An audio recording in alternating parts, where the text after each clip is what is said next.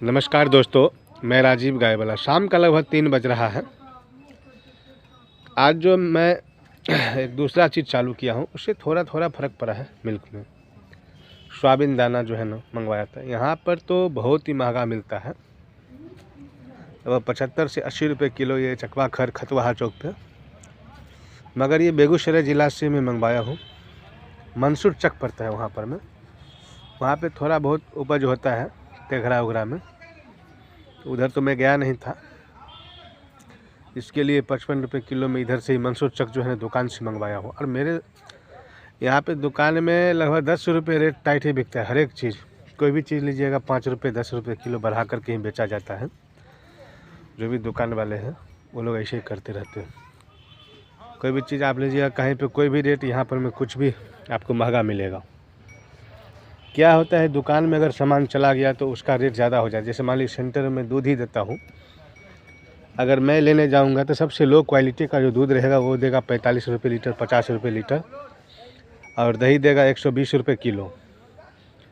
मैं दूध देता हूँ तो उसको समझ लीजिए वही 35 रुपये 34 रुपये लीटर जो है पड़ता है। मैं देखा था यूट्यूब पे एक वीडियो, उसमें बताया गया था, कौन सा रावत है उनका, कि सोयाबीन दाने से मिल्क। और सही में मैं सोयाबीन दाने जब यूज किया हूँ तो उससे थोड़ा फ़र्क पड़ा है, और फैट में भी। आज तो 50 पैसा बढ़ा है, लगभग 35.5 रुपये लीटर हो गया था। अभी देखिए कल क्या होता है। धीरे धीरे मेरे को लगता है 4-5 रुपये 10 रुपये लीटर पे फ़र्क पड़ सकता है। एक एक पाव तीनों गाय को डालूँगा, ठीक है, क्योंकि मंगवा लिया हूँ, ज़्यादा मंगवाया हूँ, 56 किलो मंगवाया हूँ। वो सबको पिसवा करके रख दिया हूँ। थोड़ा सा तो बोल रहे थे भून कर देना चाहिए, मगर भूनने से क्या होगा, जो पावर उसका मेरे को लगता है ख़त्म हो जाएगा। इसके लिए भुना मैं नहीं, उसको कच्चा ही लेकर के पिसवा दिया हूँ। दर्रा से थोड़ा सा जो है पतला है, यानी ना तो आटा है ना तो दर्रा है, जिसे चलौन हो जाता है गेहूं में। गेहूं का आटा जब चालते हैं उस टाइप का है, और थोड़ा बहुत एक आध जो है मोटा दाना है। हमारे कहने का मतलब है कि किसान का कोई भी चीज़ होगा तो समझ लीजिए वही है सिस्टम। आप जो है सीधा लेकर सेंटर में ले जाके दे दीजिए, और ऐसे चोर लोग पकड़ा जाएंगे तो आपको कोई भी रेट ला करके दूध ले लेगा। ऐसा नहीं है, दूसरा सेंटर वाले भी बढ़ा के देते हैं, मगर क्या है, अभी मैं देता हूँ दूसरा जगह। इसके लिए अभी देखता हूँ, 1 आध महीना इस तरह से करेगा तो मैं छोड़ दूँगा, फिर दूसरा जगह दूँगा दूध। क्योंकि मान लीजिए रोज़ का मेरा सिर्फ घाटा ही लगेगा। घाटा लगेगा तो घाटे में काम करने वाला मैं हूँ नहीं, या डायरेक्ट अपने खुद बेचूँगा, या नहीं तो सेंटर में दूंगा तो दूसरा सेंटर दूंगा। रोज़ का अपना हिसाब रखूँगा, क्योंकि हिसाब किताब रखने में गड़बड़ हो जाता है। सिस्टम ही पूरे के पूरे जो है ना लॉस कर देता है। नहीं तो मेरा गाय भी अभी फिटनेस में रहती। अभी देखिए इस तरह से थोड़ा थोड़ा पतली हो गई है, क्योंकि अनाज में कम दे रहा हूँ। झूठ बोल कुछ फ़ायदा नहीं, 5 किलो ही दे रहा हूँ। बड़ी वाली को 5 किलो और छोटी वाली को 4-4 किलो, यानी समझ दोनों टाइम का। तो 2.5 किलो से इसको कुछ होगा नहीं, क्योंकि गाय है बहुत बड़ी है, लगभग 4.5 पौने 5 फीट का गाय है। हाँ, 4.5 पौने 5 फीट का, लगभग 5 फीट में थोड़ा सा ही कम होगा इसके लिए। और ये सबको तो चल जाएगा, मगर इसको भी थोड़ा ज़्यादा देना चाहिए। इसको जब मैं ज़्यादा दे रहा, जब भी दाल उल दे रहा था मैं 2 किलो, तभी इसको एक टाइम का 6 किलो, लगभग 5 किलो 6 किलो दूध होता था। मगर क्या है, 2 दिन से जो है ना बहुत ही कम हो गया। 2 लीटर 2.5 लीटर दूध हो गया है इसको, ये गाय को। एक टाइम का, दोनों टाइम का वही 5-6 किलो दूध होता है।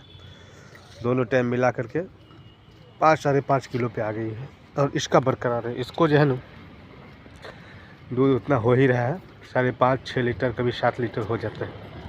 यानी 5.5 से 1 से 1.5 लीटर का फ़र्क पड़ जाता है। जिस दिन ज़्यादा ठंडी रहेगा, कुछ रहेगा, तब इसका जो है ना फ़र्क पड़ जाता है। समझ लीजिए शाम का टाइम में वही 2 लीटर से थोड़ा सा ज़्यादा होता है, और सुबह का टाइम में लगभग 3 लीटर से थोड़ा सा ज़्यादा। समझ लीजिए दोनों मिला के 5.5 लीटर, कभी कभी दोनों टाइम बराबर हो जाता है। इसके लिए वो खाने के सिस्टम है, जैसा खाना खाती है उस तरह, क्योंकि पानी भी उसमें बहुत ही जो है ना मायने रखता है। क्योंकि देखिए 90% 92% जो है ना दूध में जो है पानी का ही कमाल है। अगर पानी पिएगी कम तो दूध ऑटोमेटिक कम होगा। जब ये गाय ब्याई थी तभी लगभग ये छोटी वाली लगभग दिन का 4-5 बाल्टी जो है ना एक टाइम में पी जाती थी। दोनों टाइम मिला के समझ लीजिए 6-7 बाल्टी पानी पी जाती थी। अभी ठंड है, अभी उतना दूंगा तो ये पूरा जो है ना ख़राब हो जाएगी। ठंड के टाइम में इसका कमर उमर पकड़ लेगा, फिर वो भी टेंशन हो जाएगा इसके लिए। और घी भी जो है ना गाय को समझ लीजिए, एक गाय को कम से कम आधा किलो जो है ना 4-4 दिन पे जो है ना 500 ग्राम कम से कम, और बड़े गाय है तो 600-700 ग्राम दीजिए। उससे क्या होता है, उसके शरीर में सारे चीज़ पूर्ति कर देता है क्रीम जाने के बाद इसको। क्योंकि हम लोग थोड़ा सा घी खाएंगे तो ऑटोमेटिक आप समझते होंगे कि शरीर एकदम फिटनेस रहता है, चमक रहता है शरीर में। इस तरह इसको जो है ना कम से कम 700 से 800 ग्राम जो है ना घी देना ही पड़ेगा। मान लीजिए ठंडी के टाइम में, गर्मी के टाइम में कभी दे दिए, बरसात उरसात हुआ एक दिन दे दिए, कोई बात नहीं। लेकिन ठंडी के टाइम में घी जो है ना, जैसे 3 महीना 90 दिन जो है ना, 90 दिन में मान लीजिए 2 महीना कराचू ठंडी रहता है, तो समझ लीजिए वही 8 चौक 32 यानी 3-3.5 किलो, 4 किलो समझ लीजिए।